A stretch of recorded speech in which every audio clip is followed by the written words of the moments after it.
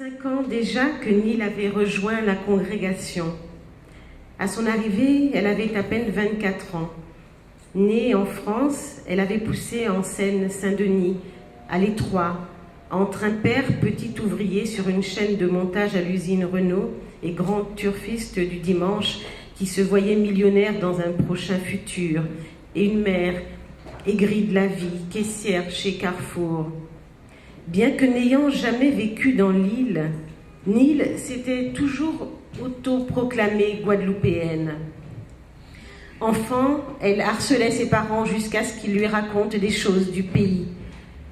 Florette et Gilbert n'avaient rien de bon à dire, que du mal, des histoires de sorcellerie et de jalousie, de cyclones et de volcans. Non, ils ne vivaient pas dans la nostalgie. Rien ne les rattachait plus à la Guadeloupe. En août 1976, le volcan de la Soufrière avait craché ses cendres sur la Basse-Terre, les avait chassés sur les routes, tels des malotrus. À Pointe-à-Pitre, les gens les appelaient magma, même ceux de leur famille qui avaient refusé de les héberger, prétextant que c'était au gouvernement de s'occuper d'eux. Florette s'était fâchée avec ses sœurs, deux bourrelles sans cœur, belle-père d'ingrates. Dans un moment de furie, Gilbert avait décroché un coutelas et menacé de hacher son oncle en menus morceaux s'il n'acceptait pas de les accueillir. Sans l'intervention des voisins, assurément, le sang aurait coulé ce soir-là. Amère, logée un temps sous des tentes plantées en urgence dans la cour d'une école primaire du Moule, Florette et Gilbert avaient chaque jour prié pour quitter ce pays maudit. Voilà. Il n'y avait rien d'autre à ajouter. Sans se retourner, ils avaient laissé la Guadeloupe et débarqué en France, pareil à des exilés politiques, fuyant une dictature tropicale. Jamais, ils s'étaient jurés de ne plus jamais y retourner. Ils avaient construit leur nouvelle vie en Seine-Saint-Denis. Nil était né en 1979. Ils avaient fait de leur mieux pour lui donner une bonne éducation, la belle vie en France, loin des cyclones et des volcans, de la jalousie et de la méchanceté.